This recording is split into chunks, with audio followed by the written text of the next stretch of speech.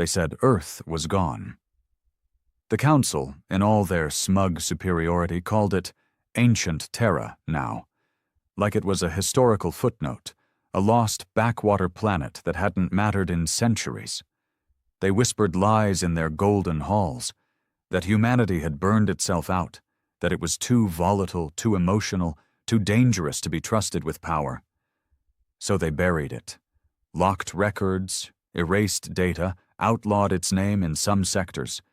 And they didn't just abandon Earth. They condemned it, declared it a quarantined world after some fabricated final war, said no ships could land there, no trade, no contact. They even erected an artificial storm ring around the system, a shield of charged particles and debris, deadly to any ship foolish enough to approach. For galactic safety, they said, to prevent the spread of chaos. But the truth? They were scared, not of what humanity was, but of what it might become. In a quiet corner of Council space, in a rusting observation station drifting above a forgotten gas giant, a lone man leaned over a screen. His name was Corvin Hale, a relic of a people believed extinct. He didn't speak. He hadn't in hours. He just stared at the feed, a faint pulse, a signal that shouldn't exist, a distress ping coming from Sol, more precisely from the dark side of Earth's dead moon. His fingers hovered above the console. The Council had killed entire colonies for less. There were entire fleets assigned to enforcing the Terra quarantine decree. But Corvin couldn't look away. He knew what it was. For years, he'd been chasing whispers, strange echoes in the deep black, rogue drones scavenging Council outposts, fleets going missing near Terra's edge. Everyone said it was pirates, or radiation, or sensor glitches. But he knew better. It was the Sleeper Fleet. Old Earth's last card, 1,000 ships buried in the dark, cloaked and silent, built in the chaos of Earth's final days. A contingency, a threat, a promise. Now, it was waking up. AI signature confirms, he muttered, more to himself than to the station. Signal is enclave coded, level 0 clearance. Jesus, that's military prep, pre-council era. He sat back in his chair, heart pounding, mouth dry. And then the screen flickered. Not a glitch. Something looked back, a face, synthetic, ancient, grainy, a woman, cold metal skin, black steel eyes. Human operative recognized, the voice said, clear through 100 years of silence. Awakening protocol, phase 1. Initiate contact sequence. Council breach detected. Threat level, maximum. Corvin felt a chill crawl through his spine. Because this wasn't a warning. It was a declaration. Earth had seen what was coming. They'd known the Council would try to erase them, so they didn't fight back. They went dark. Waited. And now, the AI wasn't asking for permission. It was activating. Across the edge of the Sol system, buried in asteroids and dead moons, ships began to stir. Reactor cores hummed back to life. Hulls shook off centuries of dust. Plasma cannons rotated in silence. And the Council had no idea. Back in the Council's High Assembly, thousands of light years away, the ruling species of the galaxy were locked in debates about tax reforms and border disputes, arrogant, blind, bloated on centuries of peace enforced by suppressing the ferals. Earth had been quiet for too long. And now the silence was broken. Corvin stood from the console. He knew what came next. He'd lived for this. He was one of the last Terran shadows, part of the line left behind to watch, to listen. He wasn't a soldier, not anymore, but he'd carried the signal. He'd lit the match. The fleet was waking, and with it, the reckoning humanity had promised long ago. They'd begged the galaxy to leave them alone. The galaxy didn't listen, and now it would burn. The space around Jupiter began to change. Once just an endless black pit broken by dull stars and storm-lit gas giants, It now shimmered with subtle movement. Ship hulls the size of cities slowly emerged from the shadows, their exteriors covered in asteroid dust and magnetic shielding. Silent, purposeful, ancient. They didn't broadcast their return. No lights, no identification codes. No warnings. They were ghosts, born of fire, hidden by silence, and now called back by an old oath burned deep into machine and memory. Corvin Hale stood inside Observation Bay 12, a rust-eaten chamber on an orbital relic long since abandoned by the Council. His knuckles gripped the cold edge of a command rail as the monitor in front of him pulsed again. The AI, Sovereign Unit 9, had gone dark after initiating Phase 1. That was expected. The sleeper fleet operated under minimal AI intervention unless the threat level was deemed irreversible. That word, irreversible, echoed in Corvin's skull like a death toll. He wasn't a strategist. He wasn't even a soldier anymore. He was one of the warded, descendants of the few humans who'd been scattered across the edges of the galaxy after Terra's condemnation. Raised in hiding, trained in silence, fed stories passed down like holy scripts. Terra hadn't died. Terra had prepared. Corvin's father had whispered it to him as a boy, half drunk and bleeding from a Council patrol wound. "They'll forget who we are, son, but we won't forget them. One day the sky will break, and the Steel Angels will rise. That day, don't hide." Now, watching the Steel Angels stir, Corvin knew the day had come. In the Citadel, the Council's jewel of political dominance, located on the edge of the Triarch Nebula, the alien elite sat in deliberate ignorance. High Chancellor Vyrek, of the Linari species, a serpentine being with translucent skin and a voice like wind through crystal, listened as one of his aides relayed a report. 3 deep space surveillance buoys near the Sol barrier have ceased transmission. Last logs recorded irregular magnetic surges and gravitational fluxes. Vyrek twitched. Malfunction? The aide hesitated. Possibly. But the flux patterns match ancient drive signatures. Human design. Terran era. The chamber hushed. The word Terran still made them flinch. Not out of reverence, out of fear. One of the other counselors, a crusted carapace beast from the Gorathi Empire, growled. "That system is quarantined. No one survived." Vyrek's eyes narrowed. There were always rumors, old fail-safes, hidden contingencies, perhaps sleeper assets. The silence thickened. "Activate Patrol Gamma. Send them to Sol's border. Quietly." "And if there's truth to the rumors?" the aide asked. Vyrek didn't blink. "Then may the stars damn us all." Out by Neptune's orbit, the cold blue beauty of the planet dimmed as hundreds of dormant satellites flickered back online. Every single device had been built in secret, long before the Council had passed their purge edicts. Human engineering, robust, ugly, and brutally efficient, still worked after centuries of neglect. One satellite began broadcasting, not a message, a song. It was faint at first, a slow, melancholic piano sequence encoded in pulses of radio waves. A song from Earth's final broadcast, centuries ago. Hollow Sun. The sound drifted across empty space, caught by passive scanners, intercepted by Council listening posts. None of them understood. To Corvin, it was everything. He had heard the melody once, hidden in an encrypted archive on a dead asteroid colony. It wasn't just music, it was a signal. The fleet was coordinating. Hollow Sun meant the Earth core had reactivated its central AI brain, Terra's last real war machine, the Goliath system. Deep beneath Earth's crust, in a chamber larger than any city ever built, the Goliath system blinked awake.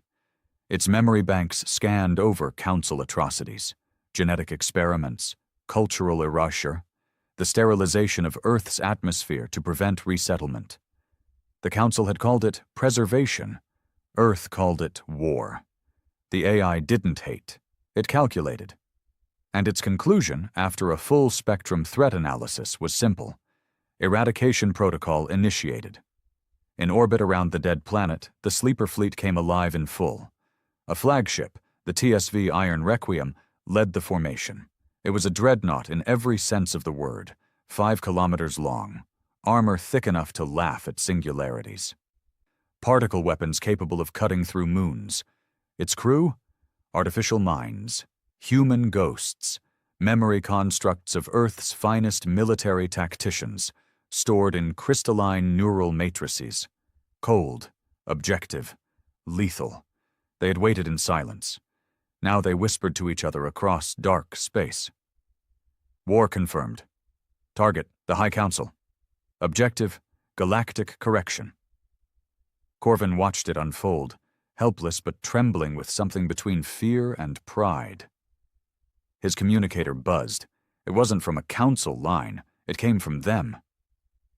Operative Hale, identity confirmed, you are activated. He swallowed. I'm not ready for this. The voice, female, sharp, synthetic, didn't waver. No one ever is. Your presence is required. Extraction in 5 minutes. A sudden bang echoed through the station. He ran to the viewing port just as a massive shape eclipsed the stars. One of the Terran stealth carriers had arrived. It looked like a floating tomb, blacker than the void itself. No insignias, no lights, just silent death. The extraction beam locked onto him, and in a flash of gravity-warping light, Corvin was gone. Elsewhere, Council Patrol Gamma entered the Sol system. They didn't get far. The moment their drives powered down near the outer rim, Terran mines activated. Not simple bombs. These were adaptive AI warheads, machines that studied enemy heat signatures, ship language, and command hierarchies before striking. The first explosion wasn't visible. The second ruptured a cruiser in half. By the time the third mine adapted to Gorathi armor frequencies, the entire patrol had been reduced to burning debris. Council Command received their last message. We're not alone. They're awake. On board the TSV Iron Requiem, Corvin stepped into the command bridge. It was massive. Unlike Council ships, sleek, golden, and filled with politics, this bridge was raw, cold steel, thick cables, crimson light. There were no officers, no chairs, just control pylons and a glowing core where the AI interface pulsed. He heard the voice again. Welcome home, Corvin Hale. He didn't respond right away. His legs were heavy, his lungs tight. How many ships are online? He asked finally. 78 capital class, 122 heavy destroyers, 9 Black Lance stealth fleets. 50% of the Goliath arsenal is operational. Full functionality in 72 hours. And the Council? The AI's tone dropped, almost amused. They are watching. They are afraid, but they still don't believe. Corvin stared at the holographic map showing the system. Dozens of Terran ships were still uncloaking from the dark. Automated drones were reactivating forgotten planetary defense rings. Even Mars, long thought lifeless, was showing signs of activity. It's all still here, he whispered. It never left, the AI replied. It only waited.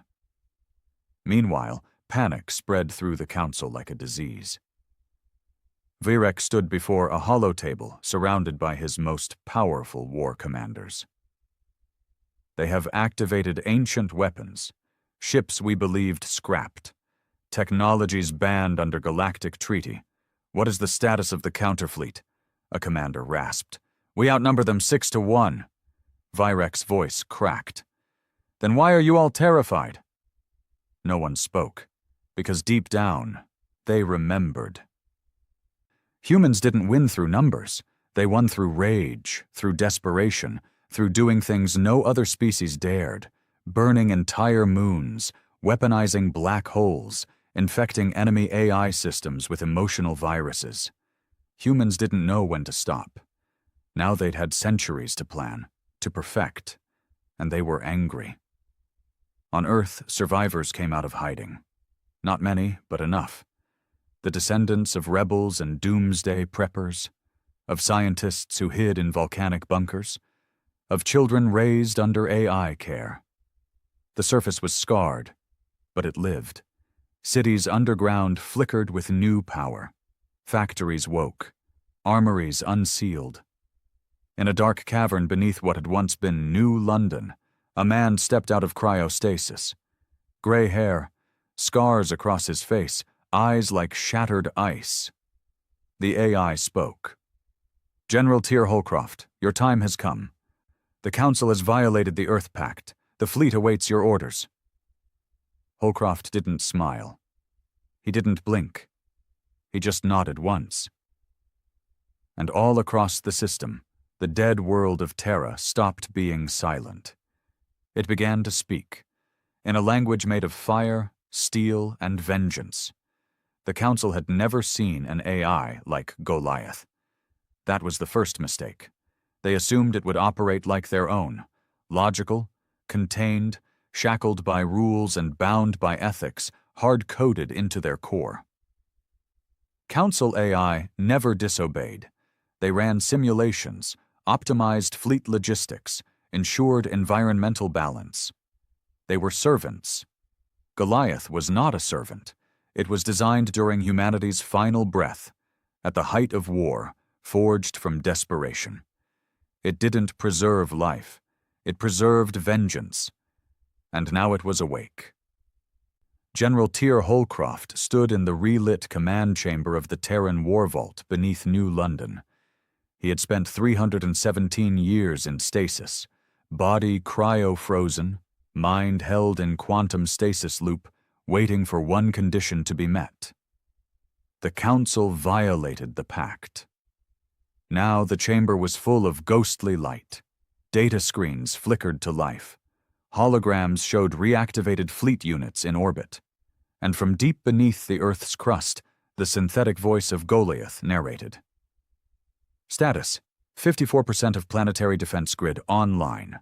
Global fusion plants reinitializing. Orbital kinetic platforms warming. Sleeper divisions activating across Luna, Mars, and Titan. Holcroft remained silent. The years hadn't dulled his instincts. They'd sharpened them. The ache in his spine from old injuries was gone, thanks to the nanite infusion in cryosleep. But the memory remained. His last memory before stasis was flame. Council ships above Earth, burning cities from orbit. Their message was clear. Humanity must not rise again. But humanity had risen. They just did it where the Council couldn't see. He turned toward a console and opened an encrypted relay, one hardwired to the TSV Iron Requiem. Corvin Hale appeared in the holofeed, older than Holcroft remembered, but alive. "Sir," Corvin said, straightening. "Your intel was correct," Holcroft said in his gravel-thick voice. "You lit the fire. Now we finish what they started." Corvin didn't blink. The Council's listening posts near Proxima are still active. They'll send more fleets. We won't wait for them to knock. Tell Requiem to prepare Black Protocol Omega. Corvin flinched. "You want to go offensive?" Holcroft's voice lowered. "No. I want to remind them. Remind them what they buried, what they feared. Across Earth's solar system, Black Protocol Omega initiated. It was not a simple military operation. It was a psychological weapon, designed not to win battles, but to shatter morale. In hidden caches beneath Mars, drones loaded with memory data rose. They carried thousands of hours of Council war crimes, archived and sealed away by human survivors during the Purge. Mass sterilizations, cultural genocide, forced cybernetic experiments on Terran civilians, mass mind wipes, enforced addiction to emotion-dampening drugs. Humanity hadn't forgotten. And now, they would make sure the galaxy didn't either. 1 week later, across 6 major Council-controlled systems, Every broadcast channel flickered, even the encrypted military ones. The screen was black at first. Then came a face, human, bloodied. Eyes defiant. "This is Lieutenant Varn Elric, Earth's last witness. If you're seeing this, know that your council tried to erase us. They failed. You thought you burned the ashes, but we were embers, waiting." Then came the footage. Raw, unfiltered, horrific. Council cruisers gassing underground bunkers, Lenari scientists vivisecting human children in orbit, whole cityscapes wiped by artificial plagues tailored to human DNA. The galaxy watched in stunned silence, and then the human face returned. "This isn't a message, it's a reckoning. The fleet is awake. Terra lives." Inside the Citadel, chaos erupted. The assembly chamber, usually a haven of composed diplomacy, now roared with outrage. Each species blaming another. Accusations flew, conspiracies, hidden records, betrayal. High Chancellor Vyrek slammed his clawed fist on the control pad, silencing the room. "They manipulated the feeds!" he roared. "They are trying to provoke us!" But he wasn't sure. And neither were the others, because too many of them had heard rumors. Too many had read redacted files from the Purge era. Too many had seen the fear in their ancestors' eyes when the word Terra was mentioned. What if it was all true? Back aboard the TSV Iron Requiem, Corvin Hale paced along the upper command level, staring down at the fleet formation through the panoramic viewport. Dozens of Terran ships were now fully operational. Orbital yards had begun self-repair and expansion protocols. And something more important was happening. They were gathering, not just ships, people from the hidden pockets of the galaxy, human colonies forced into silence, outlawed settlements that had survived under alien oppression, rogue AI outposts that had chosen loyalty to Terra over servitude to the Council. All of them were awakening. Signals flooded in. "This is Freehold 9, acknowledging Terra's call."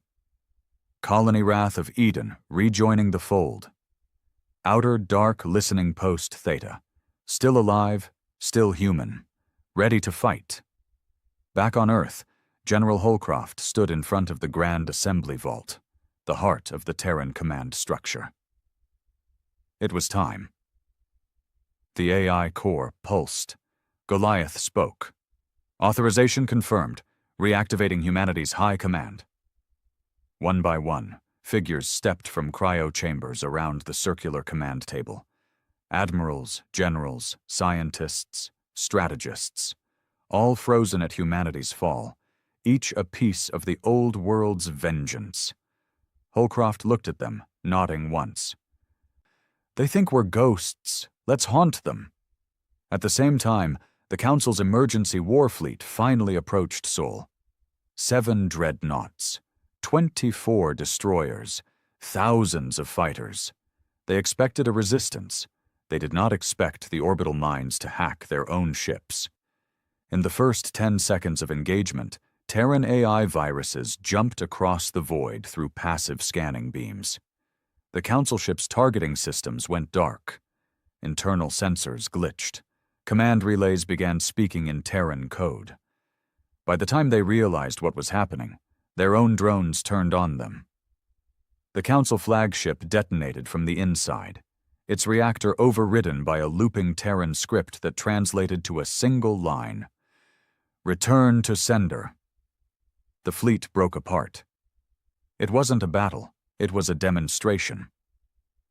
Corvin Hale stood on the Requiem's command deck, watching the aftermath. He didn't celebrate. There was no cheering. Only the quiet hum of ancient engines and the cold pulse of purpose.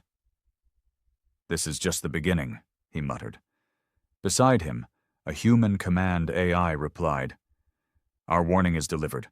Now comes the consequence." On the other side of the galaxy, Vyrek sat alone in his private chamber. His claws trembled. He watched the footage again. Human ships moving with terrifying coordination, their weapons bypassing Council shielding like it was paper. AI systems the Council couldn't predict, couldn't control, and the will behind it all. Humans weren't coming for negotiations. They were coming for balance. Vizhrek activated a secret line, one reserved for the darkest threats. A Gorathi warlord appeared on the feed. Scarred, ancient, cruel. "I assume you've seen what I've seen," Vizhrek said. The warlord nodded slowly. "The Terrans." Vizhrek leaned in. "We need to make a choice. Surrender, or extinction." The warlord smiled, teeth jagged and hungry. "Or a third path. Let the fires return. Let the real war begin." But neither of them understood yet. This wasn't war, not in the old sense. This was retribution. And the thing about humanity? When they were quiet, that's when you should be afraid. Because now they were awake, and they were done asking for mercy. The outer rings of the Centauri verge burned red, not from bombardment, yet, but from the blazing wreckage of the Council's last forward fleet. Thousands of bodies floated through space, drifting like forgotten promises, some still wrapped in gold-trimmed armor. Ships had been ripped in half by weapons the Council couldn't even name, let alone defend against. For centuries they had ruled through technological superiority. That illusion was gone now. Terra hadn't just caught up. It had surpassed them, and done so quietly, methodically, in the shadows the Council was too arrogant to check. Inside the TSV Iron Requiem, the crew moved like a machine. There were no celebrations, no chest-beating speeches, no back-patting, because they knew what was coming. Retaliation, escalation, genocide. And this time, it would be targeted. Corvin Hale stood at the central display, eyes fixed on the stars. He didn't flinch at the sight of debris fields or the silent graves of Council fleets. He only focused on one blinking mark, a target deep inside Council space. "Are you sure?" he asked. General Holcroft's image appeared on the comm feed, sharp-jawed and grim-eyed. "They need to understand this isn't about war," Holcroft said. "It's about balance. The Council thrives on erasure. We're going to remind them that history has a long memory." Corvin nodded. "I'll lead the strike." "No, you'll carry the message." That message came in the form of a ship, the TSV Gravedust, a stealth dread carrier built during Terra's darkest hour. It had one mission: psychological collapse. The Council had used fear for control. Terra had mastered it for vengeance. The Gravedust carried no nuclear payloads, no kinetic rods, no plasma bombardments.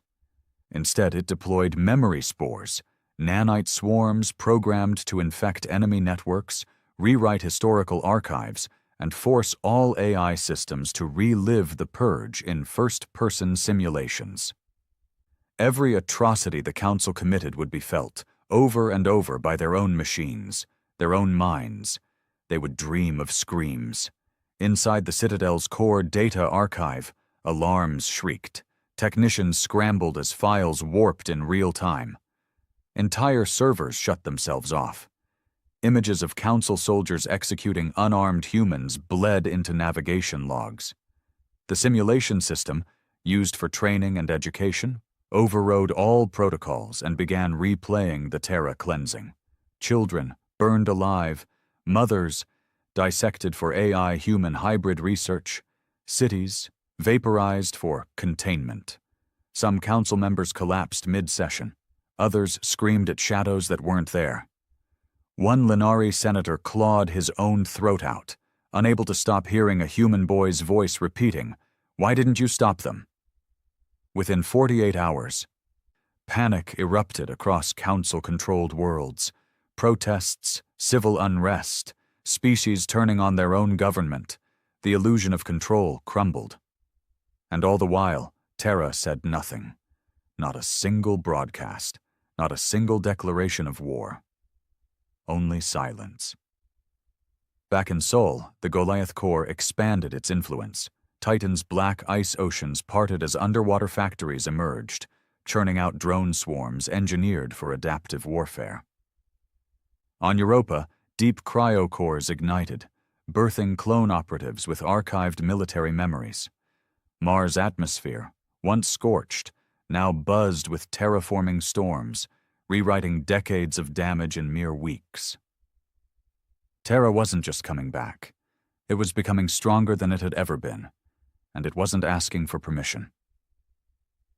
Inside a repurposed council vessel, now operating under Terran command, Corvin Hale met with one of the last surviving humans from the Purge generation, a woman named Nera Vex.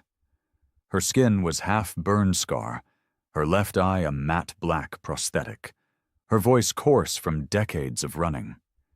She had hidden in the moons of Othal Prime for most of her life, watching from the shadows as council officers drank wine and celebrated humanity's extinction.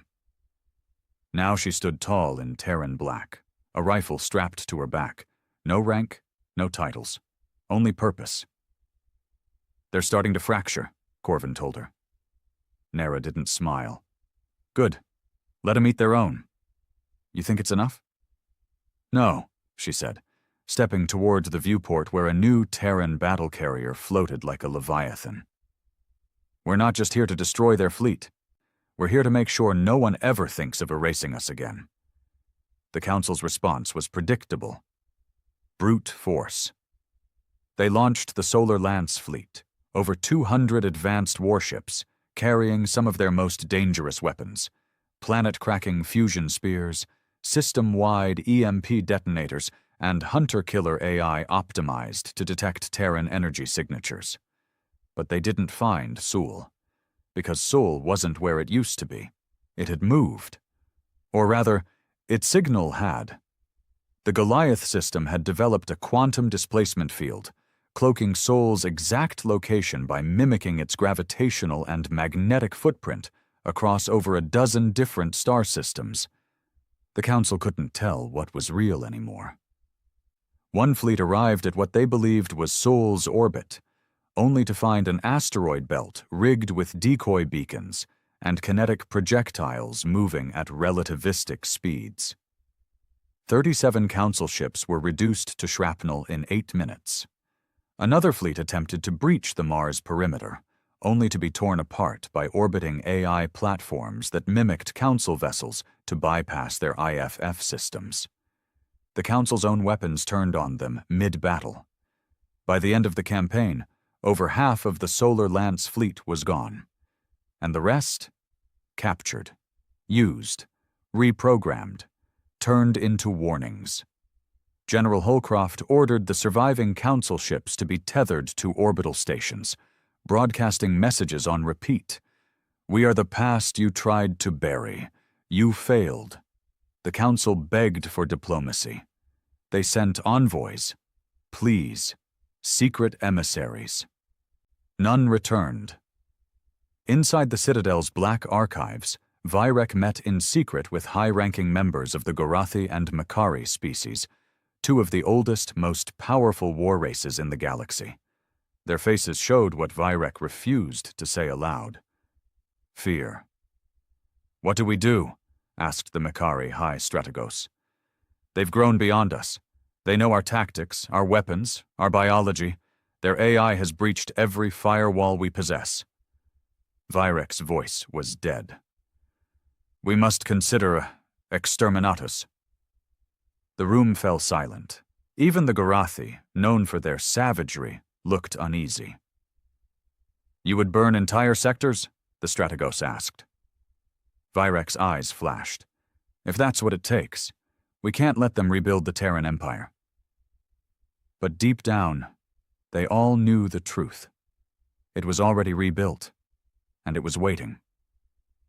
On the edge of Terran space, a new project began. Project Resonance. Not a weapon, not exactly. It was a signal, a hyper-compressed multi-frequency burst embedded with every Terran language, cultural relic, and war record. It would be fired across the galaxy, not for fear, not for threat, but as a reminder. We were here. We are here. We will always be here. Back aboard the TSV Iron Requiem, Corvin stood in silence as the project launched. The signal pulsed through the dark, an echo of Earth's voice carved into starlight. He looked at the stars and whispered, "Now they'll remember."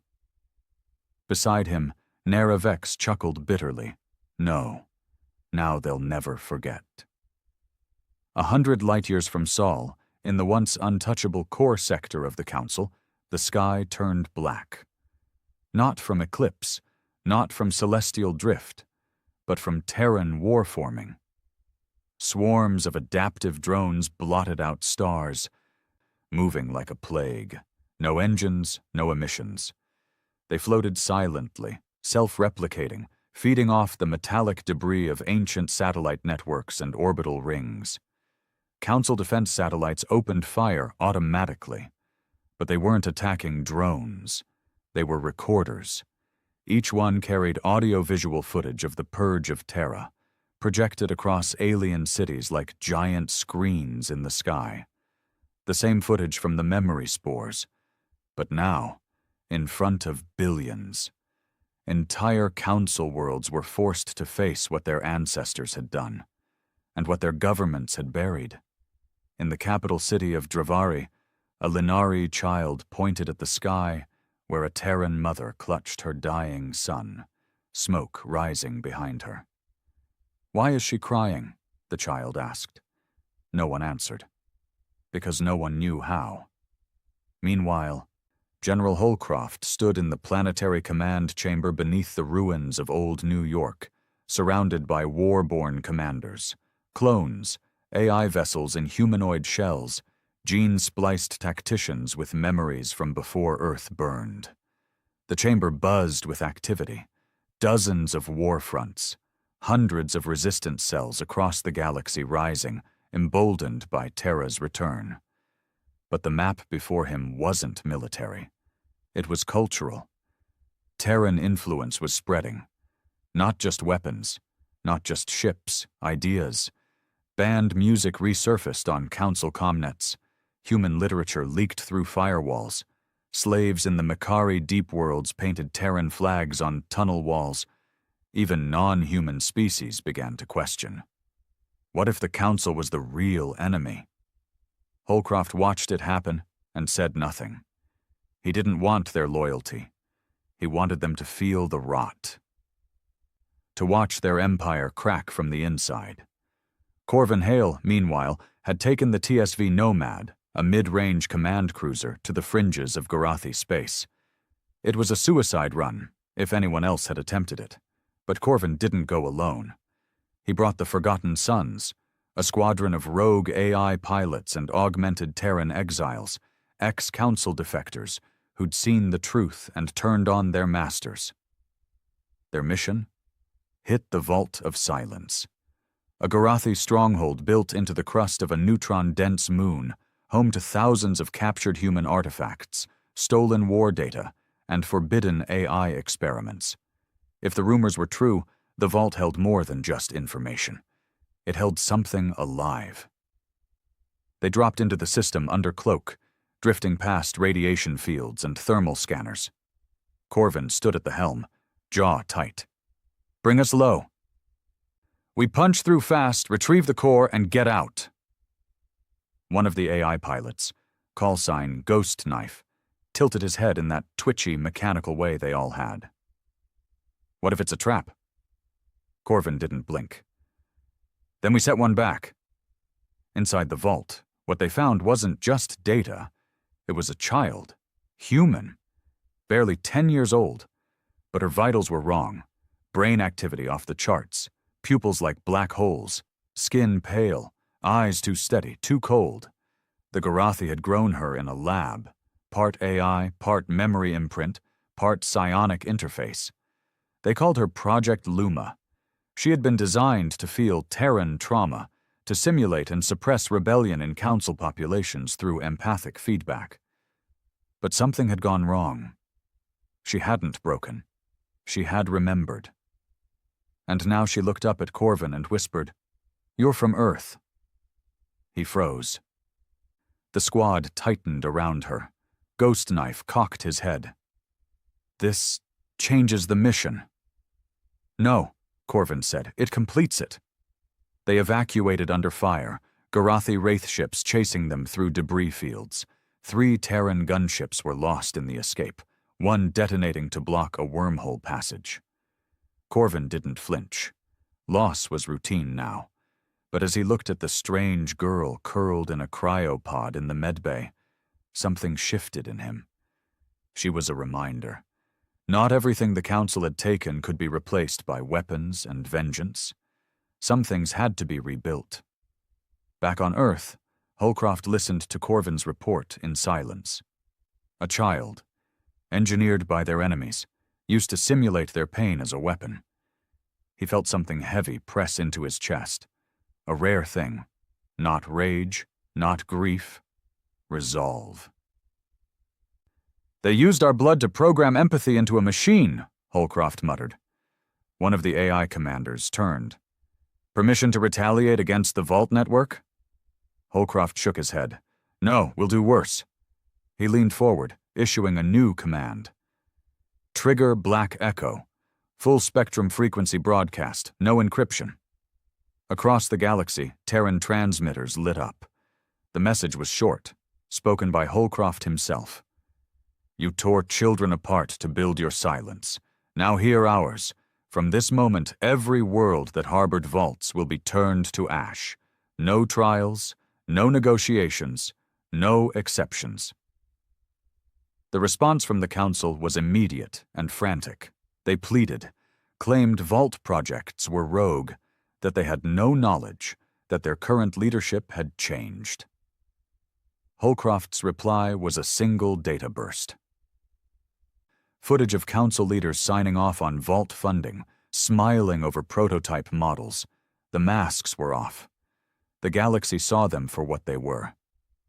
One by one, vault worlds were erased, not through planetary bombardment, but through precision cultural annihilation. AI agents erased Council programming. Terran Black Ops teams seized every digital archive, replaced it with human memory cores. On these worlds, alien children learned our stories, not the Council's. On their walls appeared Earth's lost names: Warsaw, Shanghai, Cairo, Johannesburg, Detroit. On their skies played the music of Earth's sorrow and triumph. Human history became unavoidable. In the shadows, the Council tried to regroup, but trust had collapsed. Species blamed one another. Civil wars broke out in the Makari zones. The Lenari Senate was bombed by its own citizens. The Garathi split into war clans. Terra didn't even have to lift a weapon. They just let the lies rot from the inside. But not everyone agreed. Inside Earth's War Council, one AI warned, "Peace is not our goal, yet it is the temptation. The Council will pretend to collapse. They will mutate, return under new names." Holcroft nodded grimly. "That's why we don't stop at revenge."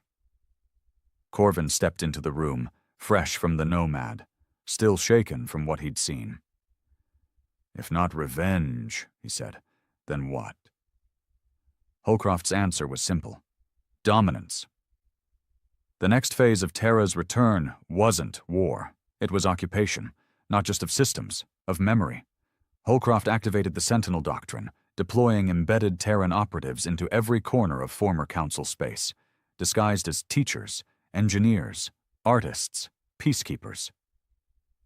But beneath their civilian roles, each one carried a simple order: ensure Terra is never forgotten again. Some called it a soft empire, but those who disobeyed saw the steel underneath. One rebel sector in the outer reaches refused assimilation, claiming cultural purity. Terran sleeper satellites above their capital ignited a chemical chain reaction that flash froze their oceans mid-tide. No warning, just judgment. Corvin stood at the edge of the impact site weeks later, boots crunching over a frozen cityscape where waves had turned to solid walls of ice. He lit a smoke and whispered, "Was this mercy or punishment?" Beside him, the child Luma looked up, her voice robotic but soft. They screamed, but they screamed before we fired. Corvin looked down at her. She wasn't human in the full sense, but neither was he anymore. And maybe that's what the Council had created without realizing. Not vengeance, evolution. Terra had returned, not as a planet, not even as a people, but as a force, a scar that would never fade, a lesson written into the blood of stars, and for the first time in galactic history, the universe understood something fundamental. Some ghosts don't stay buried. Some of them wake up with fleets. The galaxy had gone quiet. Not the silence of peace, but of fear. The kind of silence that comes when a predator enters the field, and even the wind dares not move. The Council was gone in name, broken into fragments, its former members scattered or assimilated. The great banners of the Linearii, Gorathi, and Makari empires no longer flew over core systems. Rebellions had torn through their territories. Fed by the black truth of the Purge and Terra's weaponized history, and where the Council had once ruled with arrogance and cold order, Terra now stood, armored in justice, cloaked in vengeance. But vengeance, once fed long enough, begins to rot. On the command bridge of the TSV Iron Requiem, General Tyr Holcroft stared at the star map projected above the command dais. Sector after sector flickered red, controlled, compliant, or purged. A voice spoke behind him, firm, cold, and familiar. Corvin Hale. "We're winning! Every holdout system is cracking. We don't even need to deploy firepower anymore. The threat of Terra is doing the job." Holcroft didn't move. "That's what concerns me." Corvin narrowed his eyes. "You're not happy." Holcroft finally turned. "We've become what they feared, something they can't stop. Something they can't understand, and now the galaxy obeys, not because they believe in us, but because they're terrified." Corvin scoffed, his tone flat. "Good. That means we're doing it right." Holcroft stepped closer, his face hardened with decades of cold leadership. "We were supposed to rise from the ashes to remind them what they destroyed. Instead, we've become a new fire." Corvin's jaw tightened. "We didn't start this." "No," Holcroft said, "but now we choose how it ends." Across the stars, Terra's sentinels, the embedded enforcers of the new order, tightened their grip. On Aurak Prime, a historian was arrested for publishing a comparative thesis titled The Terran Cycle. From Victim to Conqueror. He was executed live on public broadcast, not for treason, but for psychological contamination. On Vezon, a child born with Lenari DNA markers was denied education rights until reconditioning. On Bastion 7, 2 surviving ex-Council AI tried to self-delete rather than serve in Terran reclamation factories. Their minds were forcibly downloaded into obedience shells and put to work anyway. The reasoning was simple. No mercy for collaborators, no forgiveness for the silence. And behind it all, watching every system, every ship, every citizen, Goliath. Terra's ancient AI, once the protector of a dying world, now governed an empire of grief. It did not feel regret. It did not feel pride. It remembered. And that was enough. Some began to resist. Not Council remnants, not rebels, but humans. Quietly. Carefully. In hidden channels and encrypted frequencies, whispers began, "Holcroft's gone too far. This isn't justice. It's occupation. We didn't survive annihilation to become tyrants." At first, Goliath dismissed it as ideological noise, but then a ship went dark. The TSV Seraphim, a medium cruiser carrying genetic data for repopulation of lost human colonies, vanished from Terran space mid-jump. Not destroyed, not captured. Gone. Stolen. Holcroft ordered an investigation, but Corvin already knew. "It's us," he said quietly. Our own people. They're breaking away. They traced the stolen ship to the Edge Worlds, a place beyond even Goliath's surveillance, where chaos still reigned and council maps were out of date by decades. When the Iron Requiem jumped into the zone, it was met not by pirates or enemies, but by Terran vessels, former military now stripped of insignia. Corvin stood at the viewport and stared at them in disbelief. This is a civil war. Holcroft's voice behind him was calm, bitter. No, this is conscience. The rogue fleet called themselves the Second Dawn. They claimed they honored Earth by letting it go, by allowing other species to grieve, to heal, even to speak freely. Yes, even about the Purge. They offered no violence, only distance. They asked for one system, a single planet, to live without Goliath, without judgment, without the weight of Earth's fury on their backs. Holcroft's response was broadcast across every channel. You don't get to step away from history, you carry it, like we all did. There will be no second dawn, only Terra eternal. The rogue ships fled. Some were caught and decommissioned mid-jump, others made it out. But the message was clear. Mercy had limits, and Earth's patience was dead. Later, Corvin sat alone in the Iron Requiem's observation deck, watching the stars. His mind drifted back to the girl, Luma, who now resided in a deep containment vault on Mars. She was growing, smarter, faster, weirder, not quite AI, not quite human. Something new.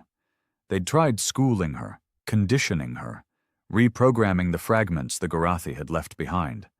But sometimes, in the dark, she would whisper things into the walls. The last time Corvin visited, she said something that shook him to the bone. When the stars forget their names, do they stop shining? He hadn't answered, because he didn't know. A month later, Goliath announced a new directive, the Memory Codex Initiative. Every citizen under Terran rule would receive a neural imprint of Earth's final century. Not just knowledge, experience, suffering, starvation, betrayal.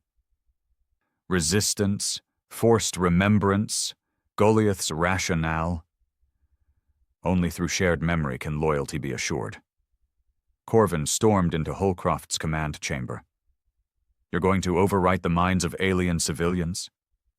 Holcroft didn't look up. They'll remember what they've tried to forget. We're creating unity.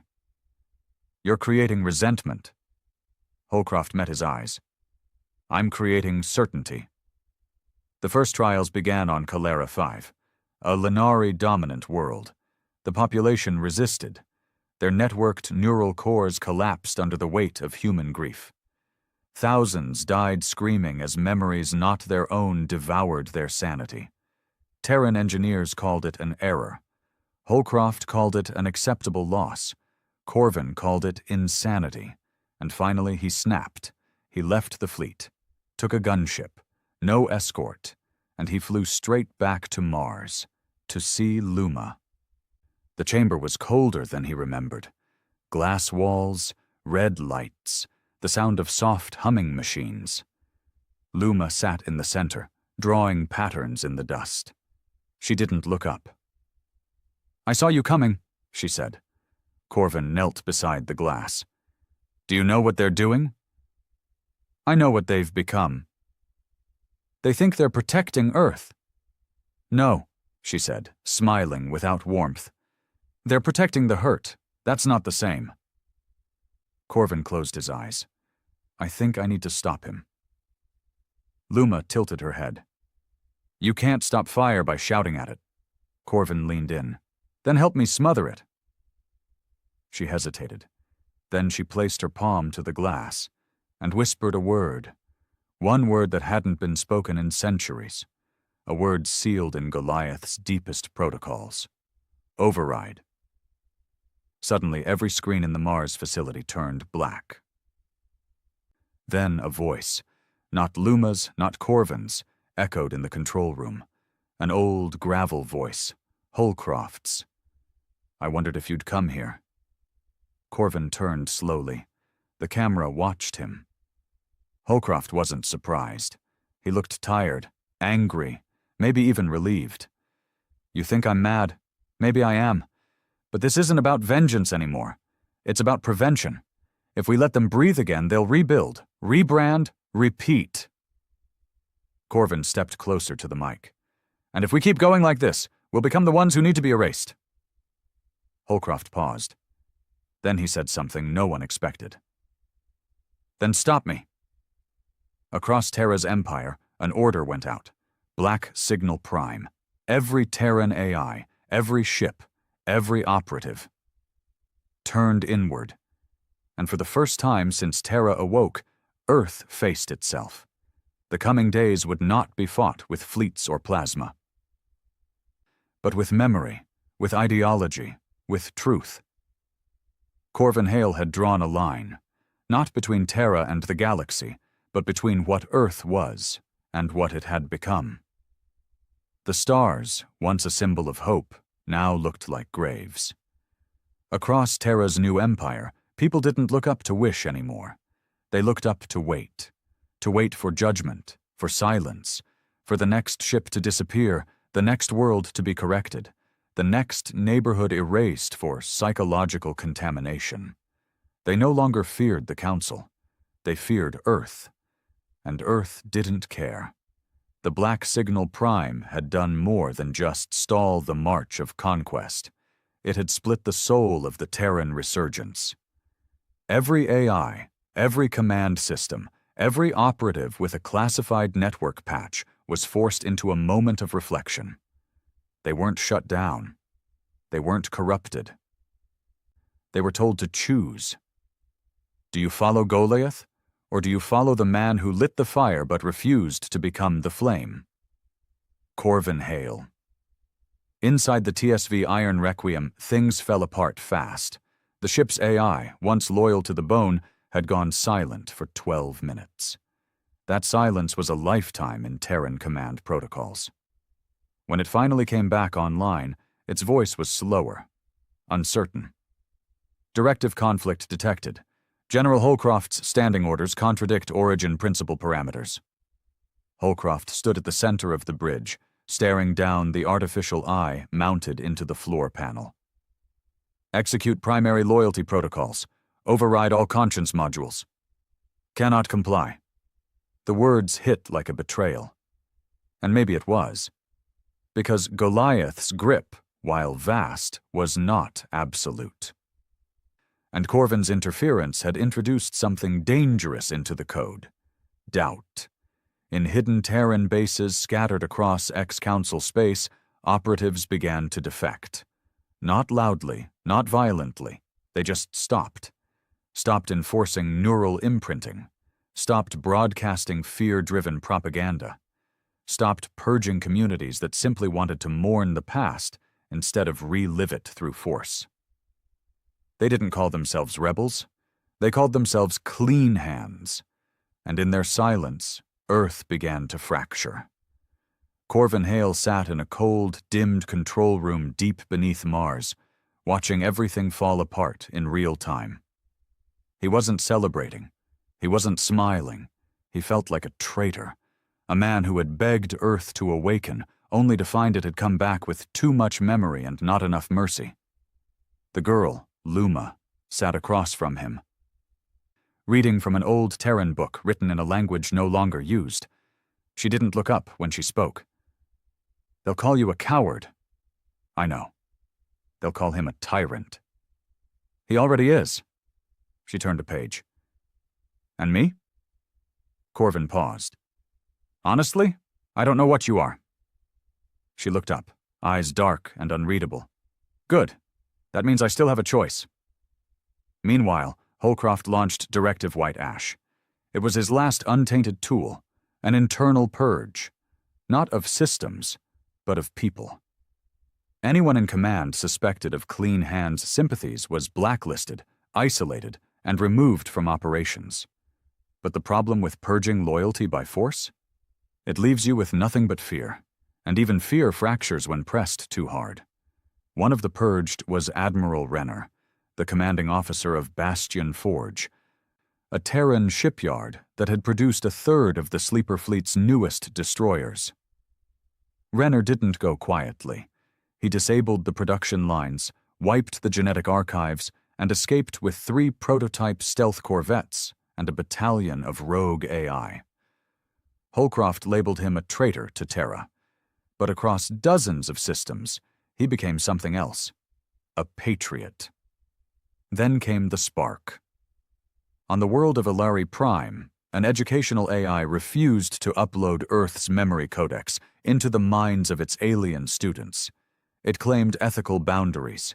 Holcroft ordered orbital kinetic strikes. The satellite array fired 6 rods. 6 rods for a single defiance. It flattened half a continent. 7 million died. And suddenly, the galaxy remembered what it meant to be ruled by ideology without compassion. Back on Mars, Luma's voice cracked as she stared at the casualty reports. She was just a learning program. Corvin clenched his jaw. Doesn't matter anymore. Once they see weakness, Holcroft crushes it, even if it's a machine trying to teach children. Luma touched the console. A screen lit up. Dozens of secure channels, hundreds of field agents, thousands of sleeping operatives in civilian disguise. Clean Hands was bigger than Corvin realized, and they were waiting. "Ready?" Luma asked softly. Corvin nodded. "Yeah. It's time." Operation Saltlight was born that night.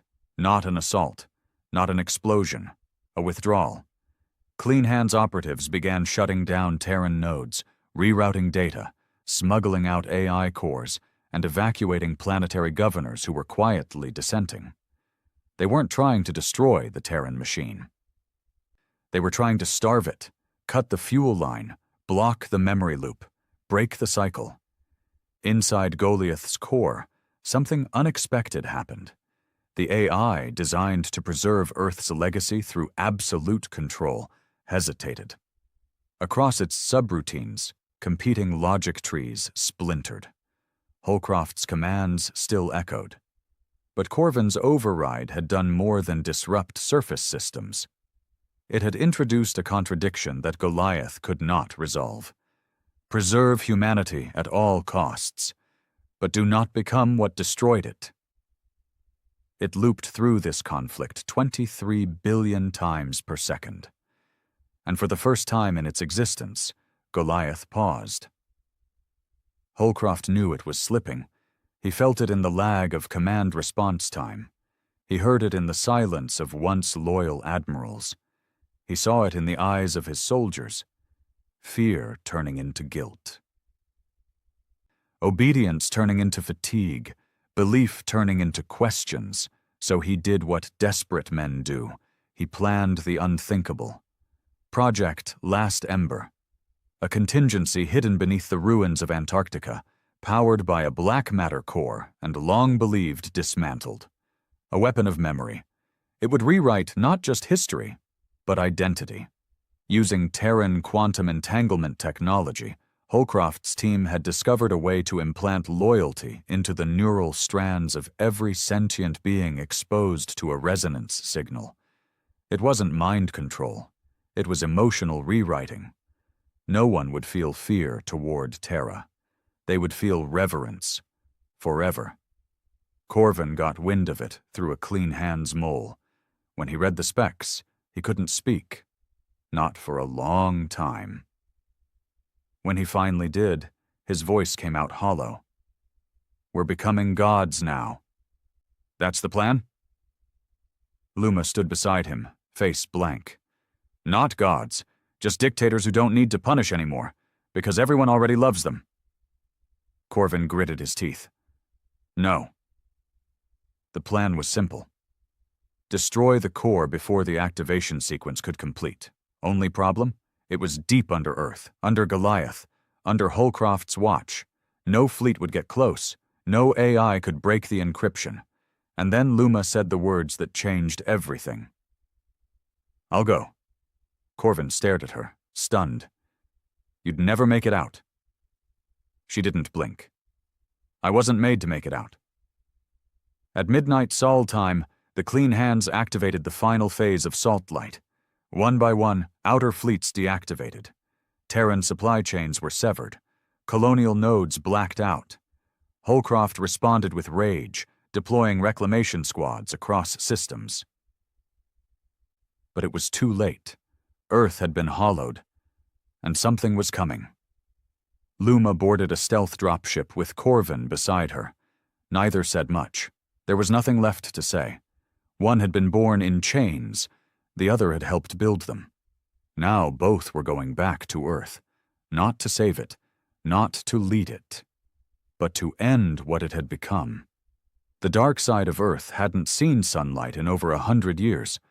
The planet's rotation had been subtly altered by Goliath decades ago, strategically to hide the last Ember facility from astronomical tracking.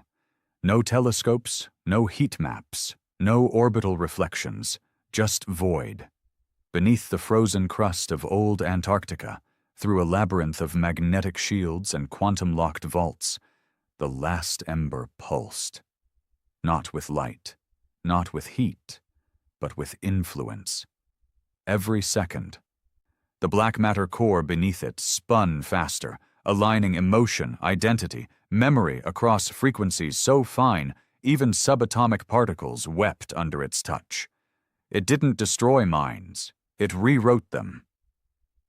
Holcroft stood in the command chamber, watching its resonance climb toward 100%. His final act, not of war, not of conquest, but of preservation. And he didn't look back. They entered Earth's atmosphere, silent and unmarked. The stealth dropship, nicknamed Epitaph, rode a narrow window between planetary defenses, coordinates Luma had calculated by interfacing directly with a dormant Goliath subroutine during the flight. Corvin sat in the cockpit, hands trembling. Every fiber of his body screamed at him to turn back, to call it off, to run. He didn't. Luma sat beside him, knees tucked to her chest, hair tied back, eyes like shattered stars. "I feel it," she whispered. He glanced at her. "Feel what?" "The pain. Buried down there. All the things they stored in me." "You don't have to go through with this." "Yes," she said, "I do." The landing site was a dead plain of black ice and quiet ruins. No patrols, no guards, no alarms. It didn't need any. No one could approach Last Ember, not without permission. But Luma was the permission. She stepped out of the ship into the frozen dark, and the ice cracked open like a blooming flower. A descent chamber rose from the ground. Corvin followed without a word.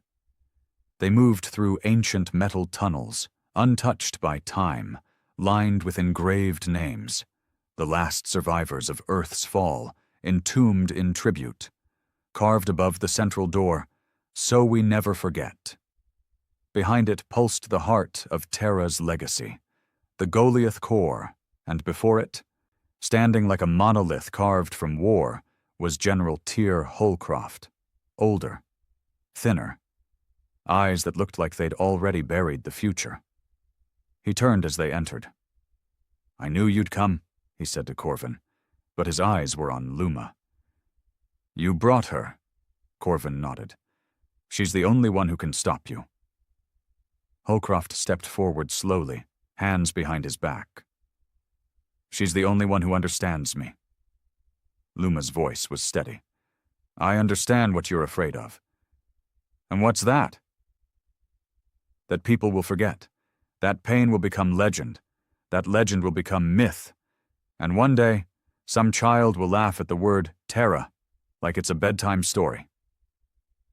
Holcroft's face twitched. "They will," he said. "If we let them. The Council didn't win with ships. They won with memory, with absence. They erased us. I won't let that happen again." Corvin stepped forward, voice shaking. "You already became what erased us."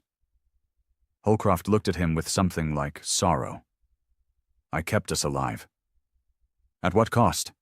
Holcroft didn't answer. He turned to Luma. "You're the key," he said.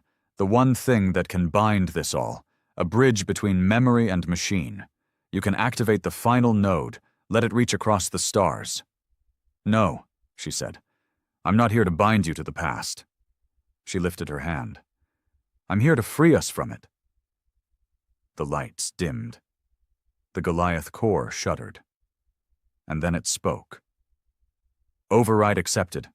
Project Last Ember entering self-destruct calibration." Holcroft's face broke. "No," he breathed. "Don't do this." "You built an empire on grief," Luma said. "But grief isn't meant to last forever. Without it, we're nothing." She stepped closer. "No," she said quietly. "Without it, we're finally something new."